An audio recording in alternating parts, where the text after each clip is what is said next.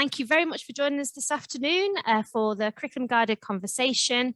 It's episode 5 within our series, and I'm delighted that we've actually got a bit of a squad with us today, so I'm looking forward to handing over to them in a moment. Just a quick introduction from me, if I can get my slide to move on. That's not a good start, is it? I'm on 2 screens here and I've got a delay on one. I'm trying to be clever. It doesn't seem to be working. Hold on, get rid of that. Lovely. Great, it's working. So for those that don't know me, my name is Victoria Jones and I'm the Curriculum Hubs lead for the Flying High Teaching School Hub. Really, a big part of my role is to help schools within our region be in the know of what's happening professional development wise around them. It's a bit of a minefield out there. I don't probably need to explain that to you, but a big part of my job is to streamline communications about what's going on out there through whether it's the curriculum hubs, which is obviously fantastic work and fully funded opportunities for professional development for schools. And just really being a link to really understanding what's out there. Also, I'm currently putting together a curriculum directory, which will be going on our website, which I'm really looking forward to delivering to you all very, very soon. These curriculum conversations, which we are inviting, for those that haven't joined us before, these are sort of a spotlight on all the different curriculum hubs that operate in our region. And we've got the Science Learning Partnership, we say in brackets, science hubs, because we're all hubs really, but the Science Learning Partnership with us this afternoon. And I just want to start kind of putting it out there. If you have any questions or if you're kind of struggling to kind of hear through the noise of what professional developments out there for you across the region, my details will be at the end of the slide, so please do feel free to reach out and I'm more than happy to help you. So overall, no doubt that because you're with us this afternoon, you know, the sort of landscape of the teaching school hubs, the curriculum hubs and research hubs. Part of our role as a teaching school hub is to really kind of try and bring communications together, so you're not being sort of bombarded from lots of bits of information everywhere, and just try and we work very closely in partnership with the curriculum hubs so you can understand what's going on out there. So really not just a signposting service, but just more of an effective signposting service, so a bit deeper than that. So part of that within the teaching school hub professional pathway.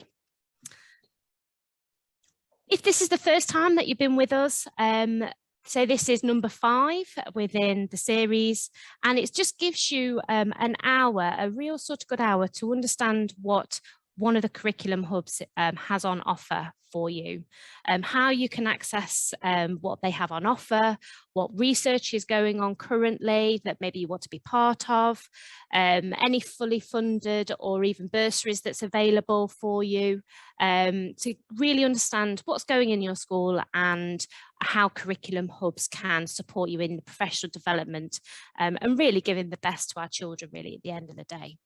So hopefully you've got a cup of tea, something, or coffee, a biscuit, and that ideally that there's 2 of you. If there isn't and you're on your own, don't worry. But really the best that you get out of these sessions is to be with either your head teacher or a senior leader, and then it'll be the science leader for today. And pen and paper would be great if you can. And then I'm going to hand over now to the Science Learning Partnership group. And I'll say it's a real squad. And I've just had to apologise. I put 2 faces on here, and actually we've got more faces. So I'm going to hand over to Dr. Deb Outhwaite, who is the director of the Science Learning Partnership, and she will introduce her team to you. So I'll hand over to you. Thank you, Deb. Thanks, Vic. Great introduction. Really great to see so many school leaders with us today. It's really, really appreciative of your time. I'm going to put my slides up, but while I do, I'm just going to ask Jane Banham to start talking to us, because Jane is literally dashing away to teach, and you all know what that feels like. So as Vix just said, we're the East Midlands SLP, and we're here to help you with all science across all topics. But we're going to start with Jane. I'll come back to the Ofsted Science Review. We're going to start with Jane because Jane is our primary lead. Away you go, Jane. Afternoon, everybody. I just thought I'd very quickly just sort of like do 5 minutes with regards to my background, my role, what I can do, what I can support and help you with as well. So as Deb put on there, I've been teaching for 30 years. I'm still a practicing teacher, so I still teach part-time. Currently got a year 5, year 6 class, but I've actually taught everything from nursery, where I certainly don't ever belong again, nursery all the way through to year 6. I've been a science advisor for 20 years-ish, and I noticed on the slides that Victoria put up about the Education Development Trust, I actually worked for them when they were Centre for British Teachers, so I've done a number of roles, including acting headships as well. I've been, and still continue to be, a science leader at my school. I am Primary Science Teaching Trust Fellow, so for those of you that aren't aware of that, there's a lot of support that we do with that. And obviously lots of other bits on top, sort of charter science teacher, etc. I work part-time for STEM Learning, Science Learning Partnership here today, as a senior facilitator, delivering a whole range of courses. So very much the selection of the ones that are on the screen at the moment, but also I really enjoy doing the bespoke bits. So actually being in schools, supporting schools, either with those initial steps with regards to, oh, I'm a new subject leader, this is what I've been given, what does it look like, where should it be? But also supporting with after school sessions. So I was in Derbyshire yesterday doing some support with regards to working scientifically, but not the whole of working scientifically, specific aspects. So yes, do lots of support with regards to schools, science subject leaders, with the early careers framework. So I'm just in the process, and I'm actually currently writing some bits for the government with regards to the early careers framework for the science bits, so looking at how we can support with that. And I'm still quite heavily involved with research into practice, so I've been involved with Lincoln and Sheffield and Roehampton universities with their research into practice work. So on here you can see just sort of like a quick overview of a range of the different courses that we are running or have run or can run, but very much about linking back to what actually the school needs. So not a case of picking one off a shelf and going, this is what I'm doing, but actually looking specifically at what's happening for you in your schools, where you are and where you actually need that support and development, whether it's actually to identify that or whether it's actually to improve practice, to go from maybe what you feeling is bare essentials to actually a fulfilling embedding type science curriculum. Is that okay? quick 5 minutes slot there about all the things that we do. That was absolutely fine. What I would just like is if we've got any teachers who are primary, if they've got any burning questions they want to ask Jane before she dashes away, now is your opportunity. So I'm just flagging down through. So if you want to just ask Jane a quick question, just put your mic on and ask. Please just grab me. Just while I'll give you sort of a minute, 2 minutes to sort of think about any questions you might have got. Just as well, just looking down sort of some of the list of things that we've got up there as well.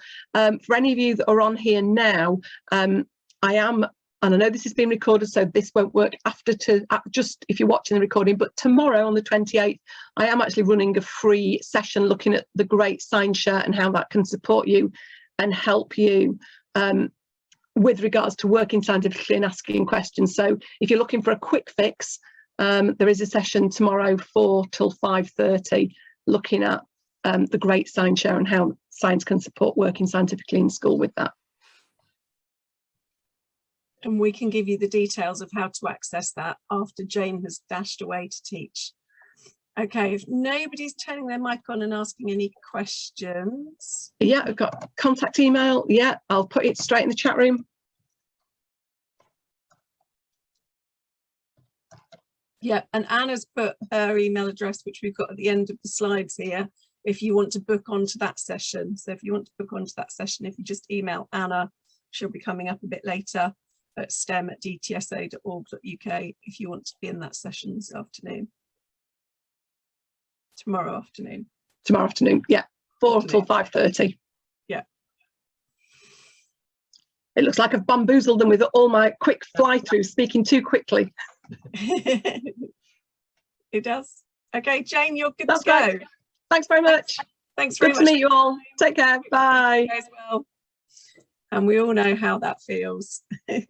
So following on from Jane, if I just go back just a minute and have just a quick look at the SLPs. So irrespective of what age phase you're at, we cover primary, secondary, SEND, post-16, teaching and learning in science, facilitating CPD and school-to-school support. And we'll just be running through who does what from our team now that you've met Jane.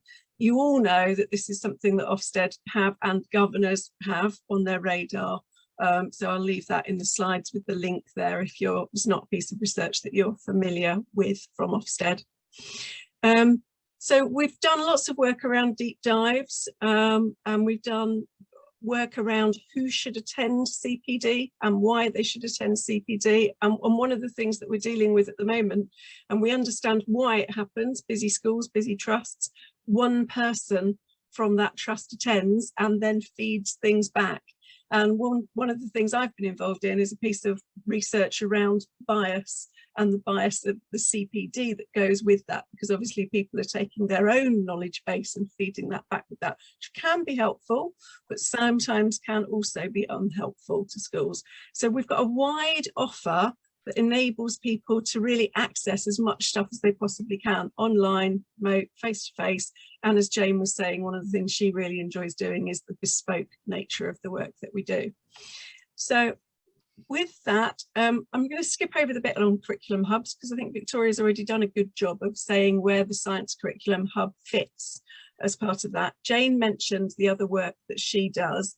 All of our STEM facilitators who are with us today are all active in their own fields. And I think that's a really, point that Jane brings across really well.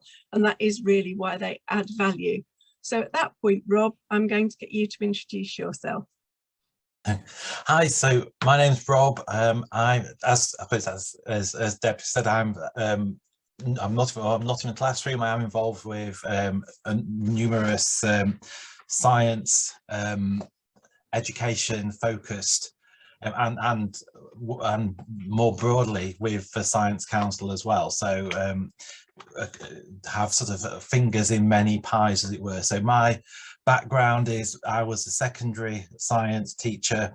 I sort of jumped all over the place, I suppose, because I did a few years in mainstream, thought this isn't quite what I want to do. So I retrained to teach primary, and having done that, I thought, no, this isn't what I want to do either.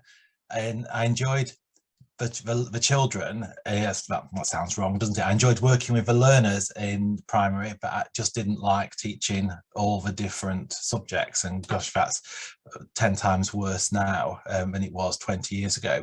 And I found myself covering a maternity leave in a special school, and ended up spending 20 years working in special education. So that's why it says I'm an SEND specialist, because I've sort of walked the walk, talked the talk for 20 years. Alongside that, I've been part of the Nottinghamshire County Science team when these things used to exist. As an advanced skills teacher, I used to do a day week all over, and sort of across the local authority supporting mainstream and mostly mainstream schools, actually, the odds special. I've been a deputy head and an acting head, led the school through Ofsted. I won't say how that went, but I was only 6 weeks in post, so I do have an excuse. I'm currently as field officer for the Association of Science Education. So being you're based in the East Midlands, then I am your field officer as well. So if you're members of the ASE, then I'm sort of a link between the ASE and you.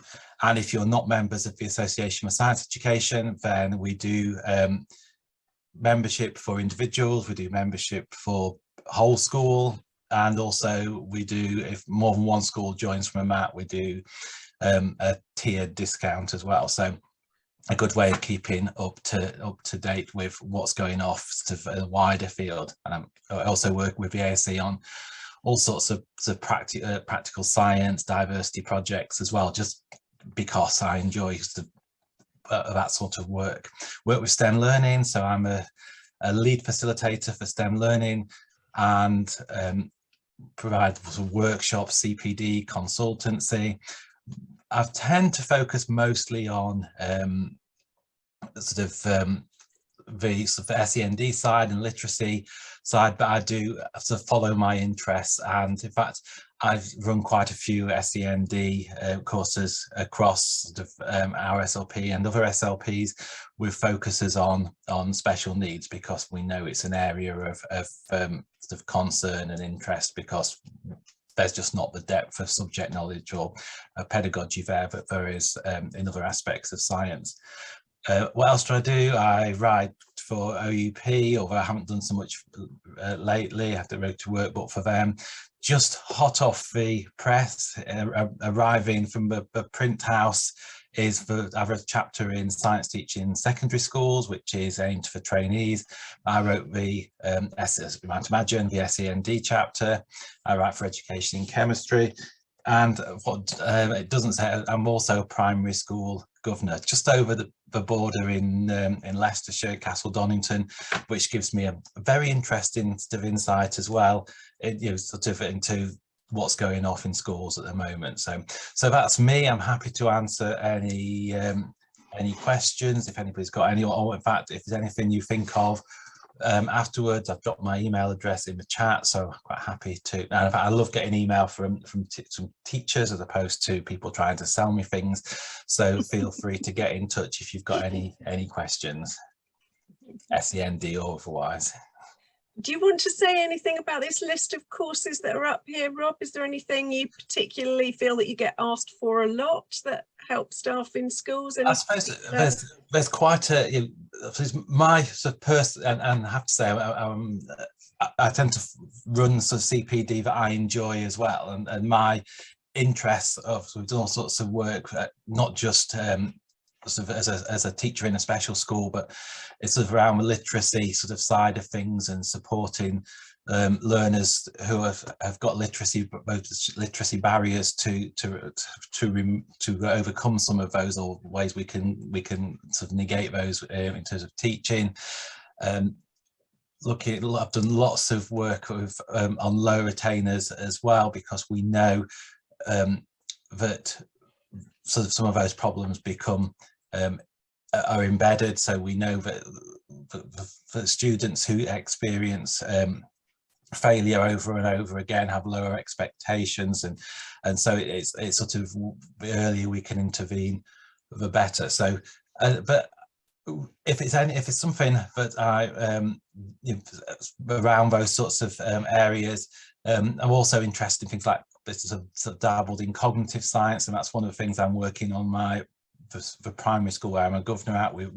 Well, interestingly, I'm not the science governor. I stayed away from that, but I am their SEND link governor. I've done a lot of work with them on sort of benchmarking and looking at their own provision, and we're sort of thinking now about what works in secondary that can come down to primary, and I sort of go in there and look at what's happening, thinking, oh, I'll take that away, because we tend as a profession to sort of pigeonhole what happens in each phase and practice, and I've been quite fortunate, I suppose, to look at what happens across primary and secondary, and there's so much good practice in both, and to take what works in one phase to the other, because it often doesn't get shared otherwise. Great, that's really helpful, Rob.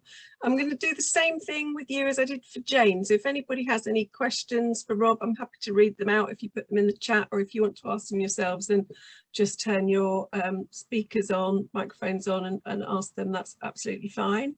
Well, just to interrupt you, sorry, Deb, while people are chatting, one of the upcoming courses, which I just jogged my memory, seeing the slide, was we've got something that I have run before, but not in our region. So I ran it over down the road, well, a long way down the road for Stoke-on-Trent, but we put together a package of CPD for teaching assistants, and that's we've got that calendared as a face-to-face day in later on this year in Derby. And that's something, and although we've used science as the context, I think the idea is that lots of the strategies and approaches will transfer to the subject areas as well. So it is suitable for not just teaching assistants, teachers come on as well, but it might be, if you've got teaching assistants, HLTAs that you're looking to develop, that could be the opportunity that's worth grasping as well. And I happened to be looking something up on my email the other day, and I saw some feedback from one of Rob's courses where he'd done foundation level at GCSE, so the sort of grades 1 to 3, and the feedback was really great. So we have lots of people who do these courses who really appreciate the work that all our facilitators put into that. Thanks, Rob. Don't know if I've missed anything in the chat. Yes, so that's just following up on the teaching assistant course. So if there are any other questions, or if anybody wants to ask Rob any questions, that's absolutely fine. So science learning partnerships aren't actually called science curriculum hubs. We've started calling them that because that's absolutely what they are, and that's where they fit into the landscape. But they're called partnerships because we're led by partnerships in schools and colleges, but we're also supported by STEM Learning UK, which is at its STEM centre at the University of York. So we have a range of different courses, some of which are face-to-face here, some of which are face-to-face in York, and we have a range of different support for that, which also includes bursaries as well. So we've obviously put our website and information in, and you can have a look at that later on and ask us questions about that. Okay, Alison, over to you. Thank you very much. Afternoon, everybody. Right, I'll start with my background. As you can see there, it says a physics and maths specialist. I'll go as far as to say that when I first started, first qualified as an NQT in Derbyshire, there were 30 new physics teachers that particular year, and I, of course, was the only female amongst that group. Pleasingly, the situation has improved somewhat, but as I'm sure you are aware, there are still a great shortage, well, of science in general, but particularly physicists within the teaching profession. I started work in a school in Derbyshire. I've moved around a little bit, Nottinghamshire, Yorkshire and so forth. Head of physics, head of science, member of SLT, and about 10, 12 years ago, as they say, decided I wanted to do something completely different and started doing some work for STEM learning. I began working in conjunction with Sheffield Hallam University to run the Science Learning Partnership for Sheffield and South Yorkshire. Since then, I moved to different things. I'm a senior facilitator for STEM, so I'm able to offer a wide range of courses, as are all my colleagues. I also have a couple of other hats though. I work as an education improvement partner for STEM. Basically, I'm given termly pieces of work to do to improve or to work in conjunction with partners around the region. I'm currently, I won't name names, but I'm currently working with a new SLP who have just begun to work with STEM learning as of the 1st of April. So there's quite a hole there in their knowledge and in the provision that they've got. So I'll be working closely with them throughout this term and into the autumn term. But the range of work I can do there is quite extensive. For example, one of the things that I've done recently, we've trained a lot of new facilitators, starting at associate level, and I'm currently in the process, because COVID interfered with the usual run of things, of actually giving them the opportunity to deliver their first piece of CPD. I work as an enthuse coach. I don't know if Deb wants me to speak about that now. I currently work with 2 partnerships, one in Barnsley and one in Rotherham. One is for secondary students and schools. One is for primary, one is looking at STEM knowledge, and the other one is looking at STEM careers. And I'm in the process of actually setting up another 3. So again, that's my sort of different roles and responsibilities. Courses wise, as you can see, there's quite a lot on there. One of the things that Rob didn't mention, we are asked possibly as an organisation for physics, for maths in science, and for SEND at secondary level more than anything else. And Rob and I delivered a physics and special needs piece of CPD fairly recently, which again was very well received. My big thing at the moment is maths in science teaching. So I've just completed the additional accreditation to facilitate that. What have we got? Graphs, number and trigonometry, algebra and so forth. I mean, particularly interested, obviously, I have a passion for my subject. And so I like to transmit that and try and share the love around. Physics misconceptions is again something that's very well received.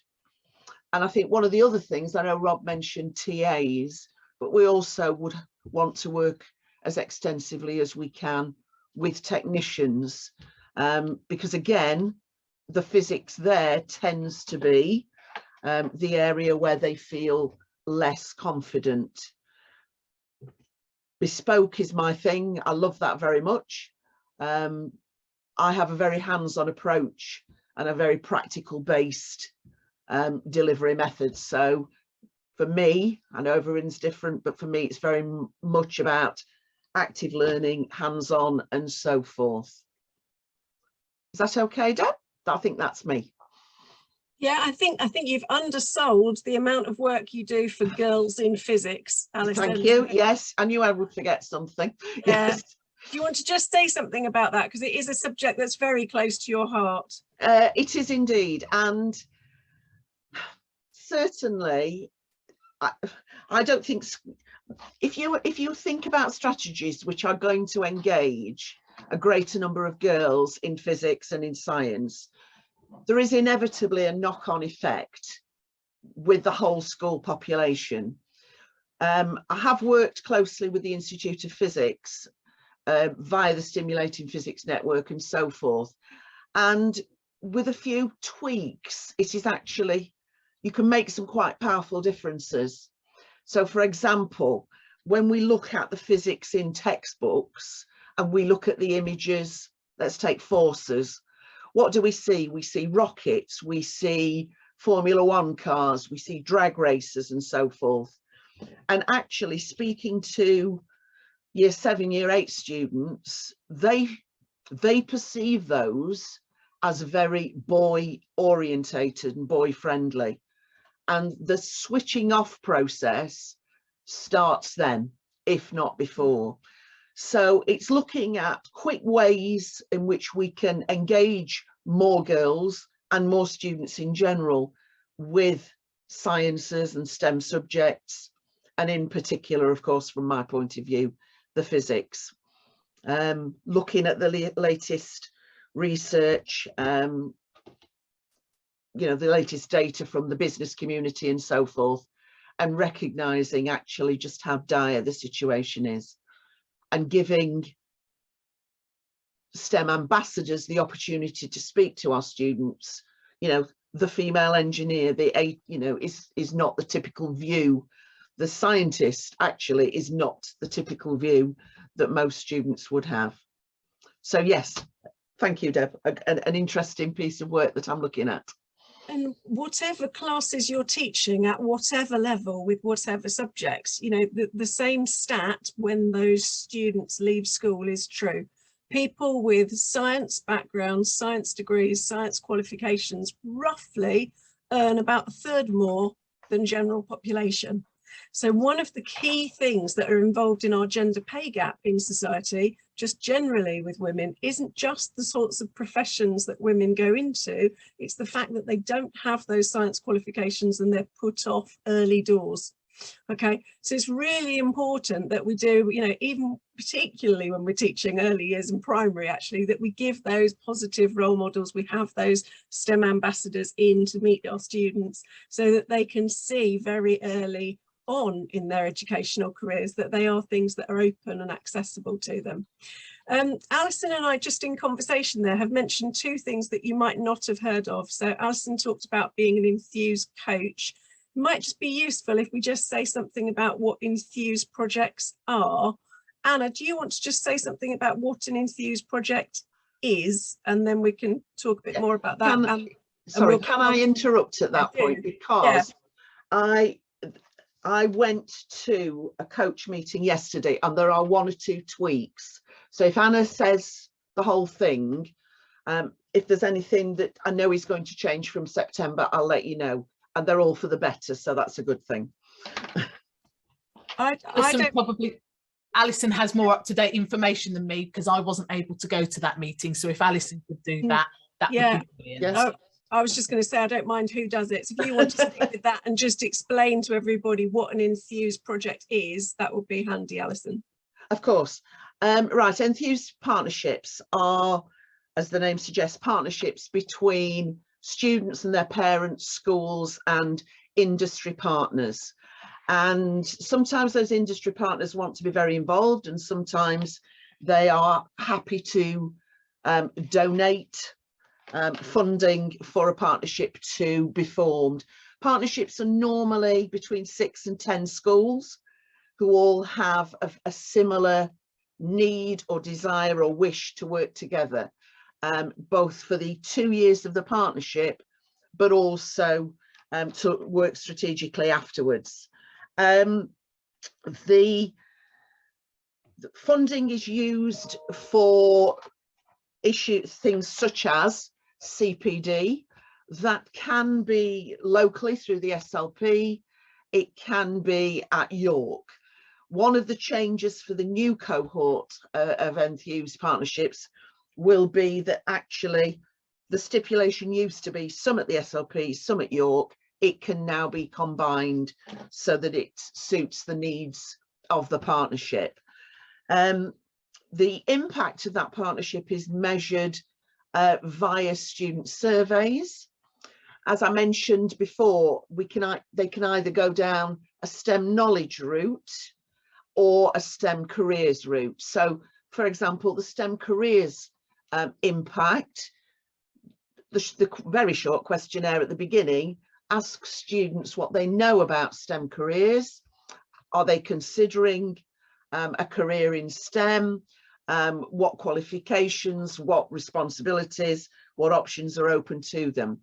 And then throughout the 2 years, on 2 further occasions, they are asked those same questions. And I've just been looking at the figures this morning. 96% of school leaders would say that there has been a significant improvement either in student attainment, engagement and so forth, or in those students who are considering STEM subjects post 16 and beyond. We've got quite a large number of partnerships up and running now. The SLP and the regional leads are regularly getting and having conversations with industry partners who would like to sponsor a partnership, and then as soon as that money's there, we look to put the group of schools together. But it's very much a bespoke programme. So having done the initial conversations and, the initial needs analysis, the CPD is very much bespoke to each individual partnership. Yes. Okay. Yeah, no, that's perfect. So I've got a meeting with the chief exec of one of the Nottingham Multi Academy Trusts tomorrow to put a new STEM Enthused project into her group of schools. So it's just about identifying which school is going to be the lead school for it. So if you're a group of schools, whether you're in a trust or not, we do them in local authorities and across local authorities, across maintained schools as well.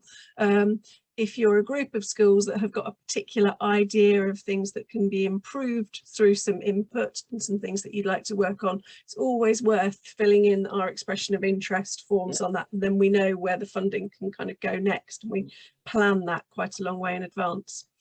Okay, that was great, Alison, thank you. So that gives everybody an idea of what STEM Enthused projects are. We also mentioned in passing STEM ambassadors as part of that. So Anna, do you want to just say something quickly about the role of STEM ambassadors and the work we do with Charlotte Land?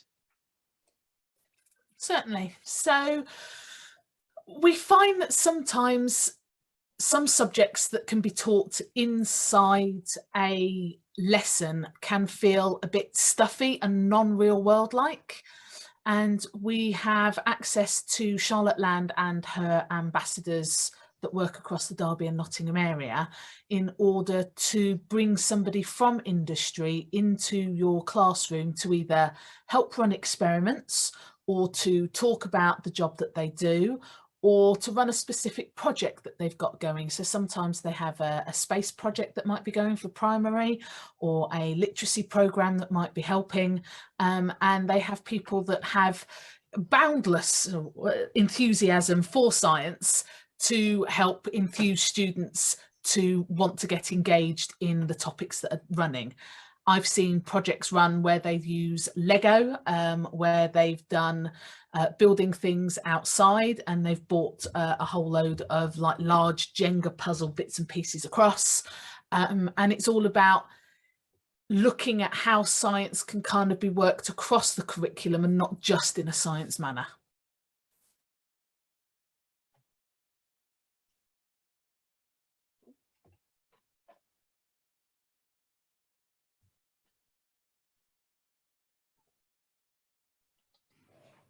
Deb, you're on, I hate to say it, but you're on mute. I'm on mute, but what I was doing was I was closing down the different screens, could you see, so that we could see, because I did a link. I was trying to see if I could find an Enthuse link so that I could put the expression of interest form in the chat, but I couldn't. So I will send that to you separately. So we've talked about Enthuse, and we've talked about how that's sponsored CPD, so that's useful for you. And we've talked about the role of STEM ambassador hubs. But we also have bursaries, and we also have ways of making funded courses at York and funded courses with us more accessible. And the bursaries really do change every now and again, and occasionally we do have fully funded bursaries. So at the moment we do have some fully funded bursaries. We've got 4 days left, haven't we, Anna, on some bursaries that are happening at the moment. So if anybody does want some funding and can access some funding quickly, it is worth dropping us a quick email. We have got a range of different courses, and we've been working with Vic so that people in across your teaching school hub can get access to those. And some of that is going through. So some of those offers are on the screen now. And we tend to be pretty good at trying to shout out about those. So when we do have offers, we'll let partners, I can see we've got Sarah Fielding on the course, so we let people like that, like Vic, know that those sorts of courses are happening, and then you're welcome obviously to get in touch.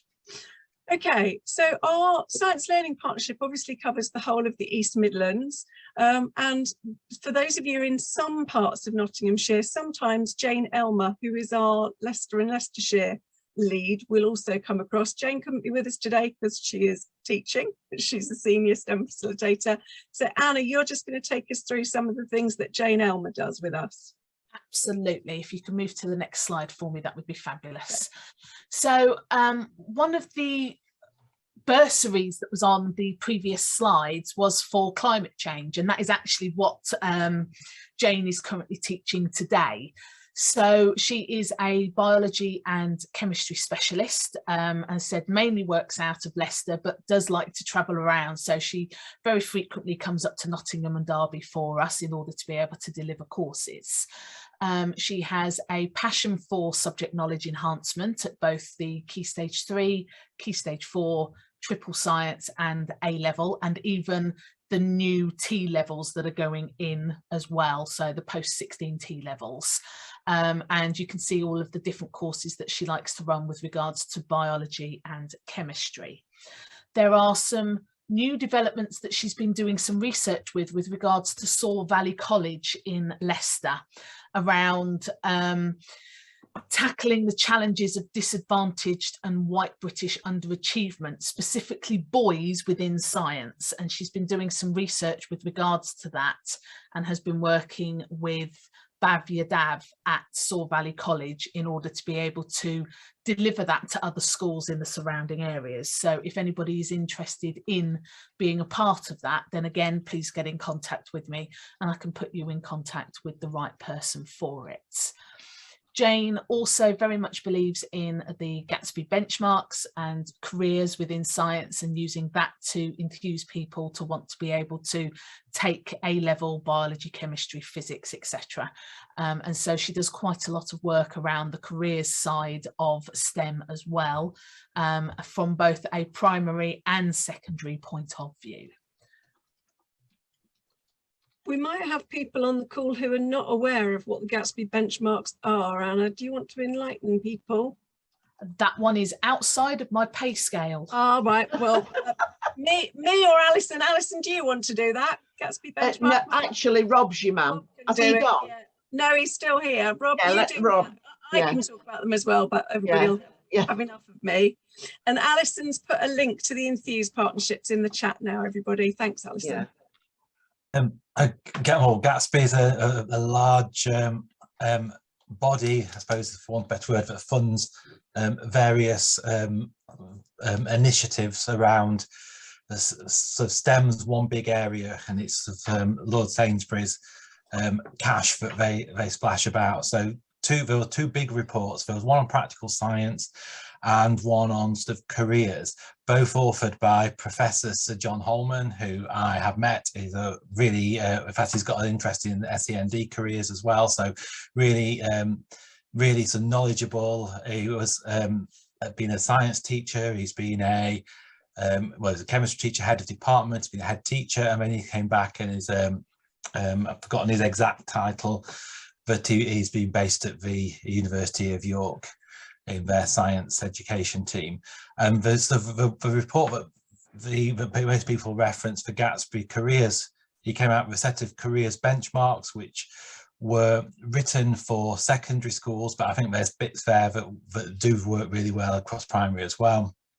And these 8 benchmarks that he or his team authored actually were adopted by the DFE and translated into statutory guidance. So in actual fact, if you work in a secondary school, hopefully you will be working towards them, and there are things like having a named careers lead. But one of the interesting, or sort of two of the interesting ones, I suppose, will having contact with employers, sort of things like work experience, employer visits, and careers embedded in the curriculum, so that which goes science. If you follow a science capital approach, it's sort of, it's very similar or sort of interleaved with that, and it's all about raising aspirations and students seeing that STEM careers are for them. And that does work. I've got in fact I've got a contact of a colleague I know through BASE who's actually a primary teacher in Bridlington, and she's actually just done a master's on careers in primary school. And it's amazing to see some of the things she's been doing as well. I mean, all kinds of initiatives linked to that as well. So we're all sort of revolving, I suppose, a bit around careers and careers in STEM. Does that answer your what you wanted me to say, Deb? Yeah, I think that's really useful. So there was a big push on the Gatsby benchmarks about 3 years ago, and lots of posters were sent out to schools, and schools were really being encouraged to engage and use it as a vehicle for getting students into sort of science work experience. And then of course we've had COVID and lockdown and everything else, so that element of Gatsby benchmark seems to have sort of dropped away a bit, leaving the bits that Rob was talking about there. But I think it's interesting because we know that we live in a world, whether we like it or not, where we have lots of different players and lots of people with different pots of money for various reasons wanting to get involved in all different parts of education, not just science education. And I think the Gatsby benchmarks have been an interesting way of embedding some of that private sector finance into directly trying to raise social mobility, science capital with whole groups of students in different parts of the country.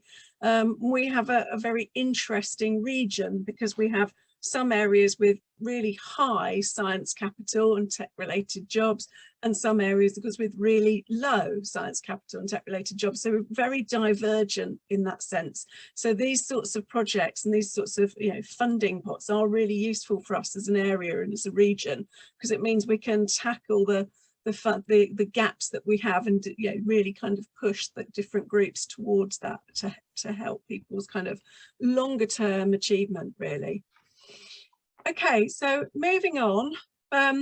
So obviously you know that I run the Science Learning Partnership. I also do a lot of teacher training. So I train teachers in early years, primary and secondary. And one of the things that Rob has done for me in the past is do special sessions on early career teachers in schools.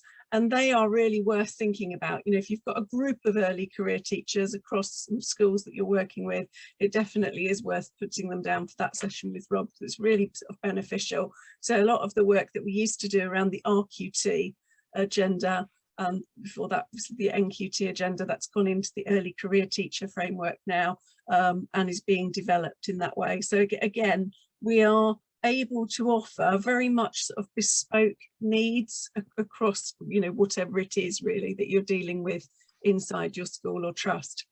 Okay, Anna, over to you. Do you want to talk a little bit about sort of how it works and how people are best really emailing you to get onto courses? Of course. Do you want to move over to the next slide for me, please? So you have met our main core group of facilitators that we have for items. So Jane Banham is our primary specialist. We can do things with early years. We have a lady called Sarah Eames who works with us on early years. And we have a technician who can work with all sorts of technician-based items called Simon Quinnell. So what I'm hoping from what you've seen today is you've got a list for each person for the kind of courses that they can kind of do for you. If you are interested in any of the listings of the courses, if you could get in contact with me with the email stem@dtsa.org.uk, and then I can have a look at whether there are any bursaries available for that at this specific time, or whether it's something that you need specific for you or your trust. And I will always look around for different pots of money that I might be able to bid for or get for you to try and reduce the cost to the schools at the point of impact. We are set up very differently from a lot of the other science learning partnerships in the fact that we are set up as a charity. So we do not make any profit. Anything that we have gets reinvested back in to run more fully funded courses. So we use this in order to be able to have an impact on both primary, secondary and tertiary training that comes in. There is some on our website at the moment. There are courses that are labelled up with costs that we have been advised to use from STEM. So we have costs that are £185 for a full day, £95 for a half day, or £75 for a network meeting. But I have bursaries that are available almost unlimitless for use so long as they are booked by the 31st of April. So if anybody is interested in anything, if you look on our website and see something with those costs attached to them, then please get in contact with me. And there is a £100 bursary on the 185, and there is a £50 bursary on the £75 and the £95 costs. So that can reduce courses down quite considerably. So in a nutshell, always ask, because a cheeky ask is always better than not engaging with us at all. I'm always up for seeing what I can do to get the best out of the CPD that you need and for the best price that I can do it for. So we are here and available to help you with any of your STEM learning needs. And as Jane said earlier on, we offer free remote courses every now and again anyway, like the one Jane's got going tomorrow afternoon. So if finance is a barrier, it's always worth dropping Anna an email, because we have pots of money that we will put next to things, and we do deliberately put things on that are entirely free so that all schools can access them. It is worth everybody knowing that the reason things have a cost associated with them is because that's what the Department for Education say they should have. So the DFE are giving money to STEM Learning, who give money in turn to us to run these partnerships, and they come with a fee that's built in through the system. Okay, so this isn't anything that we designed to put onto it, it's how the system is currently designed, which is quite different to, for example, to how it was sort of 10, 20 years ago. So it is worth everybody kind of understanding that. But we are pretty good as an organisation at tapping into different pots of funding to enable people to access a wide range of different things. So I can't see any other questions in the chat. Does anybody have any questions, or is there anything else anybody else on my team wants to add? Not from me, thank you. Vic, have you got anything that we haven't covered that I know some of the other hubs who've been with you have covered? No, not really. I think after this session, we'll be sharing the recording and all of those great slides that has. I really like how you've the person and then the courses that they run. So that was really helpful to kind of show the real spectrum of CPD that you offer, and all of that will go out to everybody. But in the meantime, if people do have any questions, then there's going to be all the links for everybody that you can contact, or even again myself, because we do have we work quite well together between ourselves and Science Partnership for Learning. So apart from that, I don't think so. I don't think there's anything sort of popped up in the chat. So all I can say is just thank you so much. It was fantastic to be able to actually meet the team and the wealth of experience and knowledge and enthusiasm that they have, which hopefully has sort of come across really clearly and very open. So with Anna saying, you know, a cheeky ask. If you are struggling financially within budget, if you want to access some of this fantastic science CPD, a cheeky ask, which I think is always great to know. So yeah, I just want to say thank you very much, really. If we just follow up on that, thanks Vic, you're very welcome. You know, the cheeky ask, even if we haven't got something the following week, we may well have something, you know, 2, 3, 4 weeks time. So if you've got in touch, we can signpost you to what we've got coming up. And if we don't know that you exist, we can't signpost you to things. So I mean, obviously we have a website, use the website, you know, get in touch. But as Rob says in the chat, CPD can be bespoke to match development priorities. So, you know, we do go in and we do work, as we've said, with governors, with technicians, with TAs, with science staff, and organise sort of STEM ambassador hub people to come in to bring things more real, if you like. So do get in touch. And if you want a STEM Infused project, we're more than happy to try and channel those pots of money into the local area. You know, that's absolutely what we're here to do. Can I ask a quick question? You know, your STEM ambassadors, is that something that is organised through you, or do they have to go direct to STEM? So we work very closely with Charlotte Land, who you've met, Yeah, who runs the STEM Ambassador Hub. So we every now and again put on events. We did one not long before lockdown, didn't we, Anna? We did a fish and chip supper where we invited teachers that we knew and STEM ambassadors that we knew into a room. Everybody had fish and chips for tea, and we had lots of nice informal conversations between science staff going, oh, so what does your job involve? Oh, would you like to come and speak to this year group who I've been doing this work with? So we're really big on that. So yes, they're a separate organisation themselves, but if you want somebody from the STEM Ambassador Hub to visit your classroom, do come through us. We're happy to point you in the right direction. The reason why I asked that question is I'm not sure whether if everybody knows what a STEM ambassador is, and because when I was reading about it, I wasn't fully aware of it, and that because it's is it a free program? Is that right? That you just, if you could just give a little bit of an example, because I think it was really interesting. So for example, I've said we've got lots of areas across the East Midlands where we're tech heavy. We've got lots of science related jobs. We've just been putting in, for example, smart motorways all the way through the East Midlands. We've got a bad reputation or a mixed reputation. So one of the people I met at that event that we had was a young, she was about 26, black engineer in charge of a chunk of smart motorway installation. And the conversation I had with her was absolutely fascinating. So a lot of big companies commit to giving their staff free time and freeing up their time so that they can come into schools and meet with your students to say what they do and what impact it has, you know, on the local economy, what science is related to it. And we have people who do that in nurseries, in primary and secondaries through Charlotte's work at the STEM Ambassador Hub. You know, some people are very experienced at doing that, so they'll be, you know, experts at going into GCSE chemistry classes or something, talking to them. Some people might have just signed up as a STEM ambassador, so they might not have set foot in a school for 20 years, you know, since they left themselves. So Charlotte's team work with seeing, and Rob's just put a link in the chat there for you, work with who you need, what bit of science you're trying to bring to life, and who do we know in the local area who's shown an interest in that. But there are all sorts of things for schools that can come out of that sort of work. So for example, I live down the road from Rolls-Royce. Rolls-Royce commit to a percentage of their staff, even through their various rounds of redundancy, committing to being school governors. So I've sat on a governing body with 2 Rolls-Royce members of staff who again didn't have much of an understanding of the way education worked. So we put some governance support in to bring them a bit more up to speed on the way in which education works.